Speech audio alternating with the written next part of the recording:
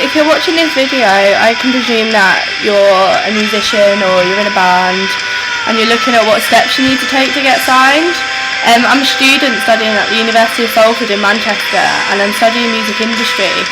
And I thought for one of my projects it would be really cool if I could do like a 10-week long video blog explaining and giving advice to artists about what they should do. So if you have any questions, write them in the comment box and I'll try and answer them.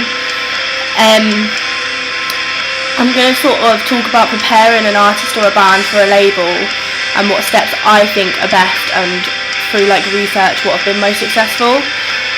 The first thing I'd say you need to do is find yourself a trustworthy lawyer.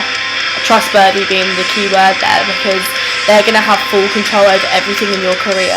They're going to be looking after all contracts, copyright infringements that you might occur, like literally everything, tour deals, publishing deals, management deals, record deals, everything. So essentially finding a good lawyer depends on how good your career goes, because if they're not as well educated in like entertainment law and they're just starting out, they can afford to make mistakes, because there's always going to be another artist that they're going to be able to look after. Whereas for yourselves, for a musician, it's sort of a one chance industry. So before you look for a lawyer, you need to sit down and assess what you actually need them for. So like identify your needs with one. Do you need one just to look over a contract and you're going to move on to another one? Or do you need one that's going to look after you throughout your career? And the one I'd recommend, to be perfectly honest, is one that's going to look after you throughout your career, because then you gain a relationship and you gain a trust. They're not going to have to run every single detail by you, because by some length of time after your career's taken off, they're going to know what sort of things you want in your deals, so they're just going to be able to do it off their own backs. Before you hire a lawyer, I'd suggest you do some research for yourselves into copyright law and learn a bit about contracts, so that you're not going in there having to be taught by somebody else. You sort of already know these things. And do some research on them. Like, you can ask them to send you a CV explaining what they've done. Like, you can ask them, they don't have to mention their names, but you can ask them examples of cases that they might have won, how they won them, what they think's best for you as an artist, because they'll have to know about what music you're playing and stuff. Never ever sign with a lawyer unless you're completely comfortable with them and you trust them, as I mentioned before. Make sure, another thing, like when you're beginning to meet with managers and record labels, make sure your lawyer is present at all of it, because when you're first getting into that, you're not going to be as well educated in the industry as what you'll be by like 10 years later, when you'll know everything about everything and you'll know what you're doing and you won't have to depend on them as heavily. Make sure they're there with you, because you might get peer pressured into signing contracts that could essentially ruin your career. For instance, managers often get the right to commission even if you sack them as a manager.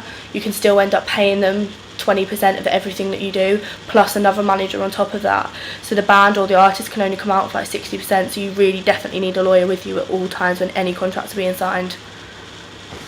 The second thing I'm going to say is about a manager and what makes a good manager and what sort of manager you should be looking for. Before you start paying out money that you can't afford, think, what can you do yourselves before you get a manager? Like, get as far as you can without one, so that when you get one, they're not going to be like, well, you've not got this set up, you've not done this and that and everything.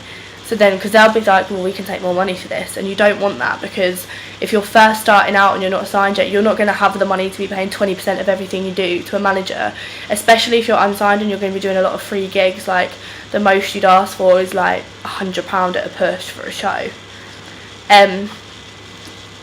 That basically, you doing that on your own and learning as much about the industry prevents your manager from having full control and making up everything themselves.